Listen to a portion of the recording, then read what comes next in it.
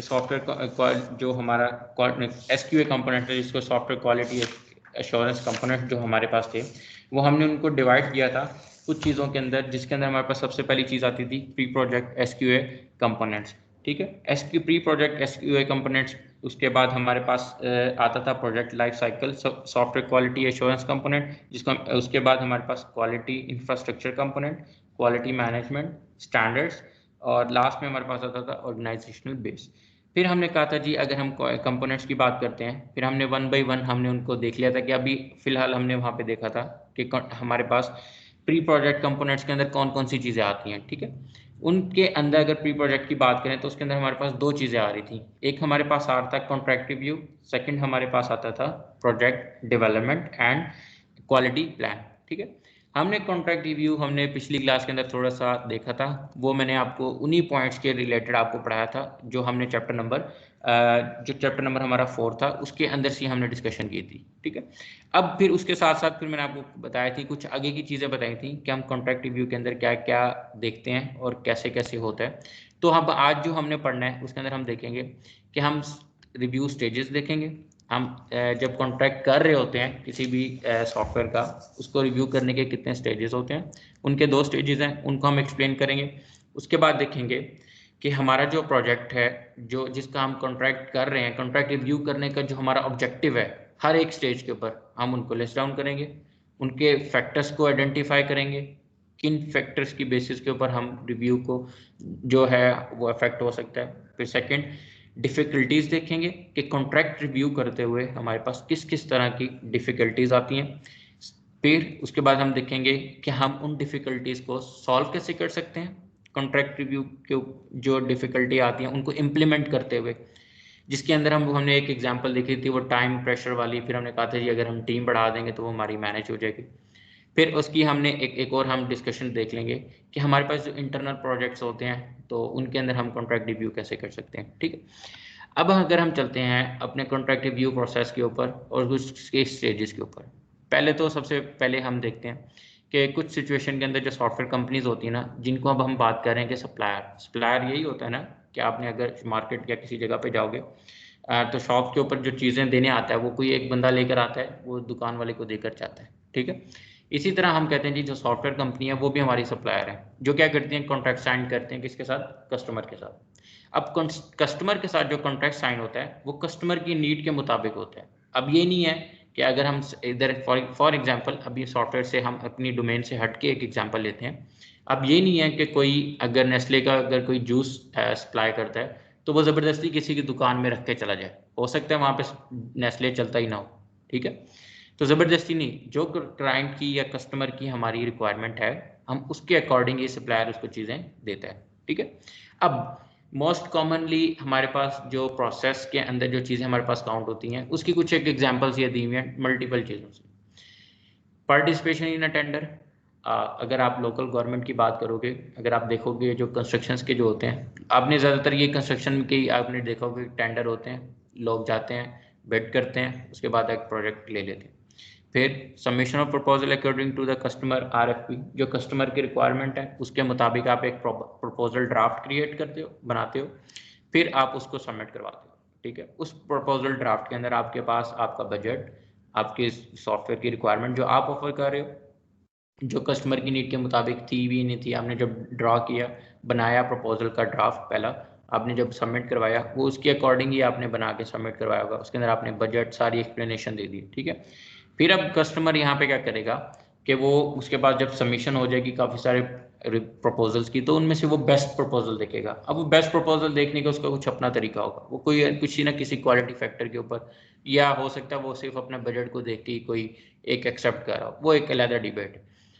फिर एक अगर किसी कंपनी से अगर ऑर्डर करते हैं कस्टमर तो उसकी एक स्लिप आती है, receipt of an order from a company, तो ये भी हो सकता है। ठीक है, जैसे आपने देखा होगा अगर आपने किसी ने ELO से कोई चीज़ मंगवाई हो या ऑनलाइन शॉपिंग करते हो आपको एक रिसिप्ट मिलती होगी, या आपने अगर किसी शॉप से अगर शॉपिंग की है तो अगर वो आपको एंड पे आपको एक लिस्ट दे देते हैं, आपने अगर ग्रॉसरी शॉपिंग की है तो आपके नहीं ये चीज़ें आपने ली हैं। ठीक है, वो बेसिकली क्या है कि आप उनसे प्रोडक्ट ले रहे हो और वो आपको एक रिसिप्ट दे रहे हैं कि वाकई इन्होंने हमसे खरीदी है।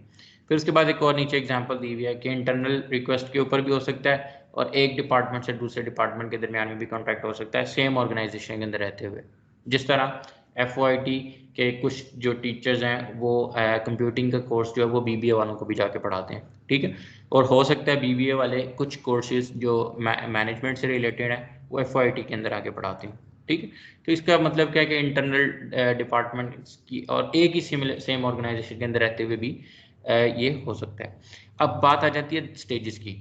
हमने तो बात कर ली कि हमने देख लिया कि कॉन्ट्रैक्ट किस किस तरह के होंगे, कैसे कैसे कॉन्ट्रैक्ट होते हैं, हमने उसकी कुछ एग्जांपल्स देख ली थी। अब बात आ जाती है स्टेजेस की। अब जब स्टेजेस की बात आती है तो सॉफ्टवेयर क्वालिटी एश्योरेंस का जो पहला पार्ट है जिसका हमने बात की कि कॉन्ट्रैक्ट रिव्यू। अब कॉन्ट्रैक्ट रिव्यू के 2 स्टेजेस हैं। अब उन स्टेजेस का क्या है, वो हम क्यों करते हैं? कॉन्ट्रैक्ट रिव्यू है क्या? बेसिकली कॉन्ट्रैक्ट रिव्यू क्या है कि हम गाइड करते हैं कि जो प्रपोजल का ड्राफ्ट है और कॉन्ट्रैक्ट के जो डॉक्यूमेंट है वो किस तरह बनाए जाएंगे, ठीक है। अब इसके 2 स्टेजेस आते हैं। नंबर 1, पहले हम रिव्यू करते हैं, review of the proposal draft prior to the submission to the potential customer. जो हम कस्टमर है उसको टारगेट करने से पहले हमने जो एक प्रपोजल बनाया जो उसकी नीड के अकॉर्डिंग था, हम उसको क्या करते हैं, रिव्यू कर लेते हैं पहले, ठीक है। सेकंड पे जब रिव्यू करके हम उसको सबमिट करवा देते हैं, जब सबमिट हो जाता है हो सकता है आपका जो प्रपोजल था, जो कॉन्ट्रैक्ट था वो विन हो गया। अब आप क्या करते हो, अब आप फिर से रिव्यू करते हो अपने प्रोजेक्ट को। वो इसलिए रिव्यू दोबारा से करते हो, उसकी वजह ये है कि आप रिक्वायरमेंट मैच करते हो कि वाकई कि कोई चेंजेस तो इसके अंदर नहीं हुई। हो सकता है कुछ मॉड्यूल्स ऐड हुए हैं, अगर मॉड्यूल्स ऐड हुए हैं तो इसका मतलब ये है कि उसकी टाइमलाइन जो है वो भी बढ़ सकती है। हो सकता है कोई मॉड्यूल कट हो गए तो उसकी टाइमलाइन शॉर्ट हो जाए, ये भी हो सकता है। उसका बजट बढ़ भी सकता है और बजट कम भी हो सकता है, ठीक है। और निगोशिएशन जो आपकी जब कॉन्ट्रैक्ट साइन हो रहा है तो उसके पहले जो अभी आप निगोशिएशन करते हो उसके बाद आप अपने कॉन्ट्रैक्ट को रिव्यू करते हो, ठीक है। ये 2 डिफरेंट स्टेजेस थी हमारे पास। नंबर 1, सबमिट करवाने से पहले आप एक अच्छा सा प्रपोजल बनाते हो ताकि आप अपना जो क्लाइंट है उसको आप अपनी तरफ अट्रैक्ट कर सको, ठीक है। वो आपके प्रपोजल को सोचे। उसके बाद जब वो सोच लेता है, जब वो डिसाइड करता है कि उसने आपको प्रोजेक्ट देना है, आप साइन करने से पहले उसकी रिक्वायरमेंट मैच करते हो कि अब क्लाइंट की रिक्वायरमेंट कोई चेंज तो नहीं हुई। अगर चेंज हुई है तो आपका प्रपोजल जो है, ड्राफ्ट जो आपने जमा करवाया, आप उसको रिव्यू करोगे, उसके अकॉर्डिंग आप अपना ड्राफ्ट दोबारा से सबमिट करोगे, ठीक है। अब हम आगे चलते हैं कि हमारे अब तो प्रपोजल हमने दे दिया, पहले सबमिट करा दिया, फिर उसके प्रपोजल ड्राफ्ट बनाने के कुछ ना कुछ हमारे पास जो है कुछ ऑब्जेक्टिव होंगे। अब वो ऑब्जेक्टिव किस तरह से होंगे, ये कुछ 8 से 9 ऑब्जेक्टिव के अंदर हमने डिवाइड किए हुए थे, जिनके अंदर हमारे पास सबसे पहले ऑब्जेक्टिव जो है हमारे पास आता है कि जो क्लाइंट की, जो कस्टमर की रिक्वायरमेंट है वो क्लियर होनी चाहिए और उसके साथ डॉक्यूमेंटेड होनी चाहिए। ये ना हो कि आपने कॉन्ट्रैक्ट साइन करना था, कुछ मॉड्यूल्स आपने क्लाइंट के साथ सिर्फ जुबानी कलामी डन कर लिए और उनको डॉक्यूमेंट नहीं किया। हो सकता है क्लाइंट मुकर जाए, या ये भी हो सकता है कि आप कहो जी प्रोजेक्ट लेने के बाद एंड टाइम पे आप शोर मचा दो कि मैं ये आपको काम इस बजट के अंदर नहीं दे सकता। तो इसलिए बेहतर यही है कि जो क्लाइंट की रिक्वायरमेंट है आप उसको लिखो, डॉक्यूमेंटेड फॉर्म में रखो और प्रिसाइज रखो, ठीक है। उसके साथ साथ क्लेरिफिकेशन होनी चाहिए, कोई वॉग जो रिक्वायरमेंट है वो नहीं होनी चाहिए उसके अंदर, ठीक है। अगर उसकी रिक्वायरमेंट बढ़ती हैं या कम होती है, जो चेंज होती हैं, जिनको हम कहते हैं रिक्वायरमेंट चेंज होती हैं, तो आप उसको क्या करो, डॉक्यूमेंटेड करो, ठीक है। सेकंड चीज जो हमारे पास आती है उसके अंदर हमारे पास आती है कि हम अल्टरनेटिव अप्रोचेस को भी देखते हैं प्रोजेक्ट को करने के लिए। अब इसका मतलब क्या है, इसका मैंने आपको पिछली क्लास के अंदर भी एक एग्जांपल दी थी कि हम इसके अंदर अक्सर प्रॉमिसिंग और सूटेबल अल्टरनेटिव्स ढूंढते हैं कि अगर फॉर एग्जांपल जो अगर हमारे जिसके अंदर हम ये कह देते हैं कि हमारे पास हम ये देख रहे होते हैं कि हमने जब प्रपोजल सबमिट करना था तो हम ये भी सोच रहे होते हैं कि हो सकता है हमने कोई इस तरह की प्रोडक्ट जो है वो पहले से बना के दी हो, उसके अंदर कुछ ना कुछ चीज़ें ऐड करनी पड़ जाए, ठीक है। अच्छा, हम उसके अंदर पिछले प्रोडक्ट के अंदर कोई चीज़ ऐड करके या मॉड्यूल रिमूव करके इस क्लाइंट की रिक्वायरमेंट पूरी कर सकते हैं या नहीं कर सकते। डिफरेंट अप्रोचेज देखते हो ना कि आपको नई टीम तो नहीं हायर करनी पड़ जाएगी कहीं पूरी की पूरी। ये मल्टीपल चीज़ें हैं, आप सेकेंड स्टेप के अंदर आप ये देखते हो। फिर थर्ड के ऊपर आप क्या करते हैं, आप फॉर्मल जो आपके जो रिलेशनशिप होता है कस्टमर के साथ और सॉफ्टवेयर कंपनी के साथ वो आप प्रॉपरली सेट स्पेसिफाई कर देते हो। जिसके अंदर फॉर्मेलिटीज़ के अंदर कुछ फॉर्मेलिटीज़ जो हैं वो कुछ इस तरह से भी इन्वॉल्व होती हैं।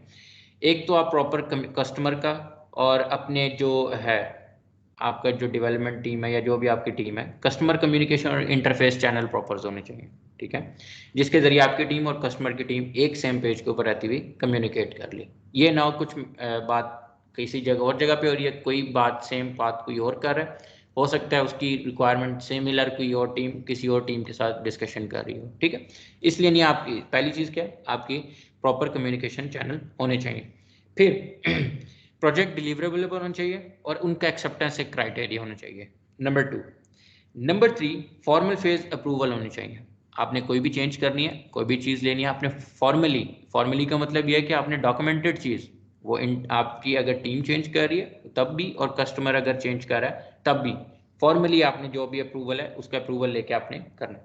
फिर कस्टमर का डिज़ाइन और उसका टेस्ट फॉलोअप मेथड, अब वो डिज़ाइन क्या चाहता है, उसका टेस्ट करने का क्या तरीका है, वो भी आपने डॉक्यूमेंट करना है, ठीक है। और अगर कस्टमर की रिक्वायरमेंट कोई होता है या कस्टमर कोई चीज़ चेंज करता है, आपने उसको भी प्रॉपर्ली डॉक्यूमेंट करना है, जिसको हम बात करते हैं कस्टमर चेंज रिक्वेस्ट प्रोसीजर। वो हो सकता है कोई ना कोई फंक्शन चेंज करवाना या कोई मॉड्यूल चेंज करवाना चाह रहा हो, ठीक है, तो आप क्या करते हो, फॉर्मली हर चीज़ को डॉक्यूमेंटेड करते हो। फिर अगली बात, आइडेंटिफिकेशन ऑफ डेवलपमेंट रिस्क। अब डेवलपमेंट रिस्क की क्या बात है, अब हो सकता है कि हमारे पास इनसफिशिएंट डेवलपमेंट रिस्क के अंदर हमारे पास ये चीज़ें आ सकती हैं। क्या हमारे पास हो सकता है कि प्रोफेशनल्स की जो टीम है वो इतनी सफिशिएंट ही ना हो कि वो उस रिक्वायरमेंट को बना सके, ठीक है, अगर मैं या उसके अलावा उसको स्पेसिफिक एक टाइम के अंदर बना सके, ठीक है। तो हम क्या करते हैं, एक थोड़ा सा रिस्क का देखते हैं कि हमें डेवलप करते हुए कितना हमें रिस्क होगा। फिर हम उसी हिसाब से अपनी टाइमलाइन इसका सोल्यूशन क्या है, हम आइडेंटिफाई करने के बाद हम टाइमलाइन एक्सटेंड कर देते हैं ताकि मैं इतने टाइम के अंदर अपना नया रिसोर्स हायर करूंगा, या उनको ट्रेनिंग दूंगा, या उनको मैं सिखाऊंगा कि इस टूल के ऊपर और या इस चीज़ के अंदर हमने काम करना है, तो हम स्टेप बाय स्टेप कैसे चलेंगे, ठीक है। फिर अगला जो हमारे पास जिसको हम पांचवा जो सब सब्जेक्ट है वो educates estimation of project resources and time table. यहाँ पे बात आ गई, हम प्रोजेक्ट के रिसोर्सेज की बात करते हैं और टाइम टेबल की बात करते हैं। इसके अंदर प्रोजेक्ट रिसोर्सेज में हमारे पास क्या क्या चीज़ें आएंगी, प्रोफेशनल स्टाफ आता है, डायरेक्ट ये रिलेट कर रहा है प्रोफेशनल स्टाफ से, ठीक है। आइडेंटिफिकेशन होगी, उसके अंदर मैंने आपको एक एग्जांपल दे दी कि हम प्रोफेशनल देखेंगे कि हमारे पास सफिशिएंसी है या नहीं। अब उसके बाद अगर हम देख रहे हैं, अब हम क्या देख रहे हैं, डायरेक्ट रेफर कर रहा है प्रोफेशनल स्टाफ से, उसके साथ साथ प्रोजेक्ट के बजट से, जिसके अंदर हमारे सब कॉन्ट्रैक्ट्स भी होंगे। सब कॉन्ट्रैक्ट से मैंने आपको एग्जांपल दी थी कि हमारी हो सकता है डिवाइसेस हमने हार्डवेयर किसी और चीज़ से जगह से खरीदने हो, ये भी हो सकता है हमने कोई स्पेसिफिक टीम के लिए हायर करनी, मल्टीपल, हमारे पास कोई यूआई डिज़ाइन करने की टीम ही ना हो, हम किसी और सॉफ्टवेयर हाउस से या किसी और कंपनी से हम वहाँ से डिज़ाइन करवाते हैं, ठीक है, तो वो सब कॉन्ट्रैक्ट्स हैं। तो हम ये देखते हैं, उसके साथ हम प्रॉपरली स्केड्यूल करते हैं अपने प्रोजेक्ट को, अपने टाइम उसके कस्टमर की टाइम रिक्वायरमेंट के हिसाब से, कि हम उसकी टाइम लाइन जो हमने उसको दी थी, हम उसके अंदर अपने जो मॉड्यूल्स हैं, अपनी जो प्रोडक्ट है, जो अपना जो भी हमारा टास्क है, क्या हम या हम उसको इतने टाइम में ये मॉड्यूल डिलीवर कर सकते हैं या नहीं कर सकते, हम इसकी एस्टिमेशन लगाते हैं, ठीक है। अब उसकी मैंने आपको एग्जांपल दी, अभी अभी मैं एक और एग्जांपल दे देता हूँ, पिछली तो गई। उसकी एग्जांपल ये है कि आप कोई एक प्रोजेक्ट बना रहे हो, जिससे जैसे आप फाइनल ईयर प्रोजेक्ट में जाओगे तो आपके पास एक साल के अंदर आपके पास मल्टीपल स्लॉट्स के अंदर कुछ प्रेजेंटेशंस होंगी। एक प्रेजेंटेशन होगी, आप अपना आइडिया डिफेंड करोगे, फिर आइडिया डिफेंड करने के बाद आप उसके ऊपर काम शुरू कर दोगे, काम शुरू करोगे, फेज 1, फेज 2, फिर फाइनल, ठीक है। अब आपको एक साल के अंदर अपने इन सारी चीज़ों से गुजरना है। अब आपको अपना प्रोजेक्ट इस तरह से स्ट्रीमलाइन करना है कि आप अपनी ये सारी की सारी चीज़ें एक साल के विद इन अ ईयर, आप ये जो यूनिवर्सिटी की जो डेट्स हैं, जो चीज़ें हैं, जो कैलेंडर है, उसके अकॉर्डिंग आप इनको प्रॉपरली टाइम पे कर लो, ठीक है। इस चीज़ के आप एस्टिमेशन लगाओगे फिर कि आप, अच्छा पहला मॉड्यूल आपने एसआरएस अगर लिखनी थी तो आप कितने दिनों में लिख लोगे, आप उसका एक टाइमलाइन बनाओगे, आप फिर उसी हिसाब से काम करोगे। हो सकता है कि फाइनल प्रोजेक्ट में जैसे कोई एक बच्चा ही एसआरएस बनाता है, अब ये क्या है, अब आपके पास टाइम शॉर्ट है, हो सकता है 1 महीने के बाद आपने एसआरएस जमा करानी हो, आप फिर तीनों मिल जाओगे, अपना रिसोर्स बढ़ाओगे, मिल के एसआरएस लिख लोगे, टाइम के अंदर आप एस्टिमेशन कर रहे हो, ठीक। अच्छा, उसके बाद अगली जो चीज़ हमारे पास आती है वो हम देखते हैं कि हमारी कंपनी की कैपेसिटी क्या है रेलिवेंट टू प्रोजेक्ट। अब जो हमने प्रोजेक्ट ले रहे हैं या हमें मिल गया है, ठीक है, हम उसके अंदर देखते हैं कि हमारी कंपनी की क्या कैपेसिटी है। अब इस कैपेसिटी से मतलब हमारे पास जो प्रोफेशनल स्टाफ है, ठीक है, प्रोफेशनल कॉम्पिटेंसी है, क्या हमारे पास कोई इस तरह का स्टाफ है जो इस चीज़ को कर लेगा, मतलब प्रोजेक्ट को इस काम के अंदर कर लेगा, ठीक है। अब उसके अंदर हमारे पास अगर हम इसकी बात करें, इसके अंदर हम एग्जामिनेशन के अंदर क्या देखते हैं, हम कंसीडर करते हैं कि प्रोफेशनल कॉम्पिटेंसी, उसके साथ साथ अवेलेबिलिटी देखते हैं। जिस टीम जो एक तो हमारे पास रिसोर्स है, हमें पता है कि हमारे पास ये टीम अवेलेबल है, लेकिन हम उसकी अवेलेबिलिटी भी देखते हैं। ये नहीं है कि हमने जो कॉन्ट्रैक्ट साइन किया वो प्रोजेक्ट हमने देना था, लेकिन हमारा एक पैरेलल प्रोजेक्ट जो उससे पहले जो वो टीम काम कर रही थी उसका वो प्रोजेक्ट अभी खत्म होने में टाइम है, ठीक है, हम उसकी अवेलेबिलिटी भी देखते हैं। उसके बाद हम देखते हैं कि हम जो हमारी डेवलपमेंट है, क्या वो हमारे जो हमने टाइम दिया है उसके अंदर वो कंप्लीट भी हो सकती है या नहीं हो सकती। फिर उसके बाद हमारे पास जो नेक्स्ट चीज़ आती है, examination of customer capacity to meet his commitment. अब हम बात करें कस्टमर की कैपेसिटी के बारे में बात करें, ये डायरेक्ट रिलेट करती है कस्टमर के फाइनेंस के साथ, ठीक है, कस्टमर के फाइनेंशियल स्टेटस, उसकी ऑर्गेनाइजेशनल की कैपेसिटी, जिसके अंदर वो क्या वो अपनी पर्सनल रिक्रूटमेंट कर सकता है, ट्रेनिंग कर सकता है, जो वो क्या करें कि इंस्टॉल डिफरेंट हार्डवेयर इंस्टॉल कर सकें या अपग्रेड कर सकते हो अपने जो उनके कम्युनिकेशन की जो भी इक्विपमेंट्स हैं या उनके पीसीज वगैरह हैं, क्या वो उनको कंप्लीट चेंज कर सकते हैं। ये भी आप कैपेसिटी एग्जामिन करते हो। फिर नेक्स्ट, डेफिनेशन ऑफ पार्टनर और सब कॉन्ट्रैक्ट पार्टिसिपेशन। अब सब कॉन्ट्रैक्ट की मैंने आपको भी एग्जांपल बताई कि अगर आपके पास सब कॉन्ट्रैक्ट्स में ये है कि आपके पास यूआई की टीम ही नहीं है, आप किसी और कंपनी को, आप छोटी कंपनी को एक प्रोजेक्ट देते हो जो आप एक आगे फर्दर कॉन्ट्रैक्ट कर रहे हो, ये एक एग्जांपल है यूआई की। आप उनसे कहते हो कि आप मुझे ये यूआई बना के दो, रेदर देन कि आप अपने पास एक टीम हायर करो, उसको बनाओ, उसके ऊपर इन्वेस्टमेंट करो, आप एक सब कॉन्ट्रैक्ट कर लेते हो, छोटा सा कॉन्ट्रैक्ट करते हो उनके साथ, वो आपको टाइम के अंदर दे देते, ठीक है। अच्छा, इस सब कॉन्ट्रैक्ट के अंदर आप क्वालिटी एश्योरेंस के कुछ इश्यूज आएंगे, जिसके अंदर पेमेंट स्केड्यूल्स होंगे, डिस्ट्रीब्यूशन, प्रोजेक्ट इनकम होगी, उसका प्रॉफिट कितना हुआ, फिर प्रोजेक्ट मैनेजमेंट और जो टीम्स हैं उनके दरमियान में कम्युनिकेशन, ये जो कॉर्पोरेशन और है, ये सारी चीज़ें हमारी क्या आती हैं इसके डेफिनेशन पार्टनर और उसके सब कॉन्ट्रैक्ट पार्टिसिपेशन के अंदर आ जाती हैं। फिर लास्ट में हमने प्रॉपर्टी राइट्स देखने हैं। ये जो है वाइटल इम्पॉर्टेंस है। फॉर एग्जांपल कि सॉफ्टवेयर जो है हमारा रीयूज जो है कि उसके जब ये डायरेक्ट रिलेट करते हैं कि हम किसको राइट्स देना चाहते हैं कि वो हमारा ये प्रोडक्ट जो है वो यूज़ कर सके। जैसे जो ओपन सोर्स एप्लीकेशंस होती हैं वो कोई भी डाउनलोड कर सकता है, उसको यूज़ कर सकता है, उसके अंदर एडिशन भी कर सकता है, कोई मॉड्यूल कम भी कर सकता है as compare to close source application, ठीक है। या प्रॉपरली प्रॉपर्टी राइट्स होते हैं, या आप बनाते हो ताकि कोई भी जो है उसको आपके कोड को या आपकी जो एप्लीकेशन है उसको नुकसान ना पहुंचा सके। ये डायरेक्ट रेफर कर रहा होता है कुछ उस जगह पे जहाँ पे आपका डेटा बहुत क्रूशियल होता है या इंपॉर्टेंट होता है, या आप सिक्योरिटी मेजर्स की जहाँ पे बात कर रहे थे वो भी आप ये चीज़ डिफाइन करते हो। ये नहीं है कि आप एक इररिस्पॉन्सिबल बंदे को अपने मेन प्रोजेक्ट या बजट का हिसाब दे दो ताकि वो बैठा ट्रांजैक्शंस देखता रहे और ट्रांजैक्शंस करता भी रहे ऑनलाइन। तो ये कि कुछ हमारे रिव्यू थे कि हम जिनको देख रहे थे कि हम जब कॉन्ट्रैक्ट करेंगे तो हमारे ऑब्जेक्टिव्स क्या होंगे, हम उनको कैसे कैसे देखेंगे। अब यहाँ पे हम डिफाइन करेंगे कि हम अपने सॉफ्टवेयर को कैसे प्रोटेक्ट कर सकते हैं, उसके प्रॉपर्टी राइट्स कैसे हैं, क्या हम एक कंपनी को जो बेच रहे हैं क्या वो आगे रीयूज तो नहीं करेगी, किसी और कंपनी को तो नहीं बेचेगी। उसके साथ साथ हम देखेंगे कि उसके सिक्योरिटी मेजर्स, कोई इनकम्पिटेंट, ये सारी चीज़ें हम किसके अंदर डिफाइन करते हैं, अपने प्रॉपर्टी राइट्स के अंदर डिफाइन करते हैं।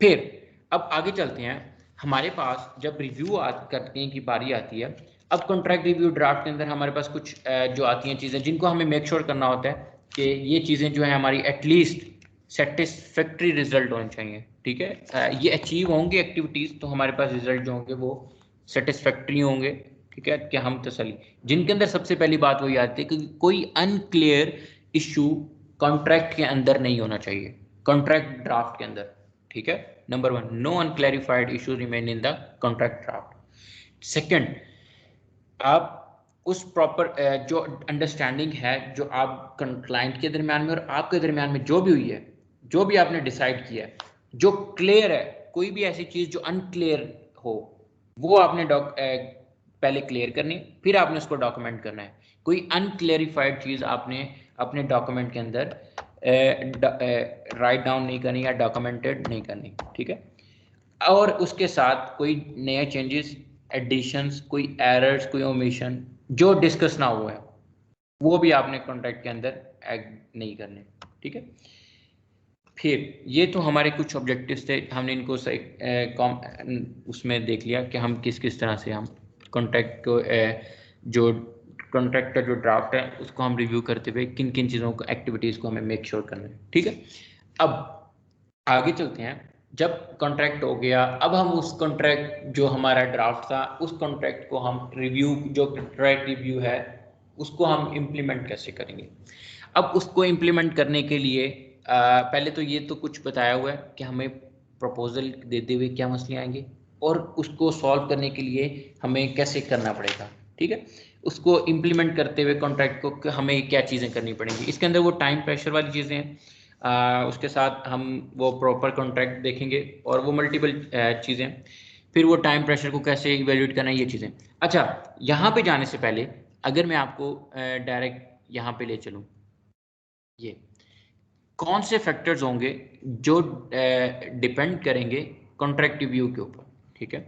अब उसके अंदर जो मोस्ट जो इम्पोर्टेंट जो फैक्टर्स हैं ये कुछ लिस्ट डाउन किए हुए हैं, जिनके अंदर हमारे पास आता है प्रोजेक्ट मैग्नीट्यूड। अब प्रोजेक्ट मैग्नीट्यूड के अंदर ये आता है कि हम कितने दिनों के अंदर और कितने बंदे इस प्रोजेक्ट को कर लेंगे, ठीक है। इसको हम मेजर करते हैं मैन और मंथ की, मतलब के अंदर रिसोर्सेज के अंदर कितने लोग थे जो इस प्रोजेक्ट के ऊपर काम करें और कितने महीनों में कर लेंगे, प्रोजेक्ट मैग्नीट्यूड। फिर उस हिसाब से हम बताते हैं कि इतना बड़ा प्रोजेक्ट है हमारा था। फिर सेकंड, टेक्निकल कम्प्लेक्सिटी, उस प्रोजेक्ट में कितना टेक्निकल काम है। सिर्फ डेटाबेस तो डील करना नहीं है ना, उसके साथ मल्टीपल भी ऑप्शंस हो सकते हैं, ठीक है। नंबर 3, हम स्टाफ की चेक करेंगे कि हम जो कर रहे हैं क्या उनका इस तरह से एक्सपीरियंस है या नहीं है। अमूमन होता क्या है कि सॉफ्टवेयर हाउसेस जो है ना वो रीयूज़ की पॉसिबिलिटीज़ को बढ़ा रहे होते हैं। बेसिकली वो ये करते हैं कि वो कुछ इस तरह से डिज़ाइन करते हैं, अपने पिछली रिक्वायरमेंट जो हमने देखा था कि हम इस तरह से डिज़ाइन करके चलते हैं कि हम उस चीज़ को दोबारा से रीयूज़ भी कर सकते हैं, ठीक है। तो ये बात वही है कि project area is frequently linked with the software reuse possibilities. In such cases हम क्या करते हैं, हमारी जो सॉफ्टवेयर की रीयूज है वो बढ़ जाती है। हमने जब एक दफ़ा बना ली, इससे क्या होता है कि रिव्यू करते हुए जो हमारा एक्सटेंट है वो थोड़ा सा रिड्यूस हो जाता है, ठीक है। लास्ट में प्रोजेक्ट ऑर्गेनाइजेशनल कम्प्लेक्सिटी। अब इसके अंदर क्या आ रहा था, जितने हम ऑर्गेनाइजेशंस ऐड करते जाएंगे, मतलब जितने नंबर हम बढ़ाते जाएंगे, जितने हम पार्टनर्स बढ़ाते जाएंगे, जितने हम सब कॉन्ट्रैक्ट्स बढ़ाते जाएंगे, उतनी जो कम्प्लेक्सिटी है वो बढ़ती जाएगी प्रोजेक्ट की। अब ये डायरेक्ट रिलेट किसके कर रहा है, greater the number of organisation greater the contract review required. जितने ज़्यादा लोग इन्वॉल्व होंगे उतनी ज़्यादा ही उसको कॉन्ट्रैक्ट को रिव्यू करने में टाइम होगा। जैसे वो एक एग्जांपल है, उर्दू का एक मुहावरा है कि वो मुर्गी से रिलेटेड है कि काफ़ी लोगों के अगर हाथ में आ जाए तो पुलाव हराम हो जाता है, ठीक है। तो यही इसी के साथ है कि आप देखते हो कि प्रोजेक्ट ऑर्गेनाइजेशनल की कम्प्लेक्सिटी क्या है, ठीक है। और उसके साथ कि कॉन्ट्रैक्ट कौन करेगा। अब यहाँ पे बात आ जाती है कि कॉन्ट्रैक्ट कौन करेगा। ये जो कॉन्ट्रैक्ट करेगा ये हम प्रोजेक्ट की जो हमारा कॉन्ट्रैक्ट रिव्यू है वो कौन करेगा, कि वो वेरियस काफ़ी सारे इंडिविजुअल हो सकते हैं। अब वो जो इंडिविजुअल है ना ये वो कुछ लिस्ट के अंदर असेंडिंग ऑर्डर की लिस्ट के अंदर हमने इनको देख लिया है। जो बुक हमें रेकमेंड करती है, जो डैनियल गैबलिन कहता है जी हम इन के अंदर अगर इस तरह से अगर हम इसको लिस्ट डाउन कर लें तो ये ज़्यादा बेहतर है। जिनके अंदर सबसे पहले जो लीडर होगा या मेंबर होगा प्रपोजल टीम का। इसका मतलब क्या है, जो प्रपोजल लिख रहे हैं या जो जो प्रपोजल लिखने वाली टीम को हेड कर है वो हो सकते हैं, ठीक है। सेकंड, प्रपोजल टीम के मेंबर्स हो सकते हैं। थर्ड, कोई आउटसाइड प्रोफेशनल हो सकता है जो कंपनी का मेंबर ही नहीं है, ठीक है। एक एक बंदा जो आप बाहर से हायर कर रहे थे जो कंपनी का वो हायर इसलिए कर रहे हो क्योंकि आपकी कंपनी में कोई इस तरह का बंदा ही नहीं है जिसके पास उसकी एक्सपीरियंस हो उस प्रोजेक्ट से रिलेटेड। या ये भी हो सकता है कि उस जो आप उतना एक्सपीरियंस ना हो जितना आपको रिक्वायर है कि वो जो आपको गाइड कर सके टाइमलाइन या चीज़ों के ऊपर। और लास्ट में होता क्या है, आप एक्सपर्ट की टीम को हायर करते हो बाहर से, अब ये एक्सपर्ट की जो टीम है ना, ये यूजुअली छोटे सॉफ्टवेयर हाउसेज के अंदर होते हैं। इसकी एग्जांपल ये थी कि छोटे सॉफ्टवेयर हाउसेज के अंदर और उनके जो ऑर्गेनाइजेशन का जो साइज होता है वो एक शॉर्ट होता है, उनके पास टेक्निकल स्टाफ कम होता है, और उसके साथ साथ क्या होता है कि उनको कोई इस तरह का स्टाफ मेंबर नहीं मिल रहा था जो एक लिमिटेड या शॉर्ट टाइम के अंदर उनको ये काम करके दे सकते हैं। तो वो क्या करते हैं कि एक जो एक्सपर्ट की ओपिनियन है या एक्सपर्ट टीम है वो बाहर से हायर कर लेते हैं। ठीक है, सब कॉन्ट्रैक्ट कर रहे होते हैं बेसिकली। यहाँ तक क्लियर हो गया? अच्छा, यहाँ तक हमने देख लिया कि कॉन्ट्रैक्ट रिव्यू कैसे होता है, करता कौन है, और उसकी कम्प्लेक्सिटीज क्या होती हैं। उसके साथ साथ हमने देखा था कि ऑब्जेक्टिव्स क्या होते हैं कॉन्ट्रैक्ट को रिव्यू करने के, और उसके साथ जब हम ऑब्जेक्टिव हो जाते हैं और हमारे जो इम्प्लीमेंट अब हम कैसे करेंगे ये भी हमने देख लिया। ठीक है, अब हम इम्प्लीमेंटेशन के अंदर ये चीज़ देखते हैं कि हमें इम्प्लीमेंट करते हुए जो प्रपोजल हैं उनको इम्प्लीमेंट करते हुए हमारे पास किस किस तरह के मसले आते हैं। ठीक है, ये हमने इनको दो चीज़ों के अंदर देखा था जो कॉन्ट्रैक्ट रिव्यू प्रपोजल के ऊपर हमारे पास आ रहे थे। अब हमने उनको सॉल्व भी करना है, उनके रिकमेंडेशन क्या है, इनको हम किस तरह से सॉल्व कर सकते हैं मेजर कॉन्ट्रैक्ट रिव्यूज़ को। अब जो डिफ़िकल्टीज आती हैं हम इम्प्लीमेंट करने की जब बात करते हैं अपने प्रपोजल को ड्राफ्ट जिसको हम कॉन्ट्रैक्ट रिव्यू कह रहे हैं, तो हमारे पास जो सबसे पहली जो चीज़ आती है वो होती है टाइम प्रेशर। अब टाइम प्रेशर से क्या मतलब है? टाइम प्रेशर से मतलब ये है कि आपने कॉन्ट्रैक्ट रिव्यू करते हुए, प्रपोजल ड्राफ्ट रिव्यू करते हुए, और कॉन्ट्रैक्ट को जब कॉन्ट्रैक्ट हो गया उसको करते हुए आपको कितना टाइम लगा। जब उसको कर रहे थे तो आपकी जो टीम थी वो अंडर प्रेशर थी। ठीक है, आप उसको प्रेशर को भी काउंट करते हो। आप अब देखते हो उसको चीज़ों को। होता क्या है कि हर स्टेज के ऊपर आप उसको जो आपने हर स्टेज के ऊपर आपने उसको with in a limited time आपने उसको करना है, ताकि ये नहीं है कि प्रपोजल सबमिशन की डेट ही गुजर जाए आप फिर आहिस्ता आहिस्ता काम कर रहे हो। तो ये टाइम प्रेशर है, आपको प्रॉपर चीज़ें मैनेज करनी है। ठीक है, और फिर उसके बाद ताकि हम इस तरह से कर सकें ना कि जो मसला है कि अगर हमारे फॉर एग्जांपल कोई कॉन्ट्रैक्ट ड्राफ्ट प्रपोजल ड्राफ्ट के ऊपर या कॉन्ट्रैक्ट रिव्यू करते हुए हमारे पास कोई एरर मसला आ गया, कोई गलती होगी, कोई अनक्लैरिफाइड कोई डॉक्यूमेंट चीज़ थी वो आपने क्लियर करनी है, तो आपने वो आपके पास इतना टाइम हो कि आप उसको कर सके उसमें। फिर second, proper contract review require substantial professional work.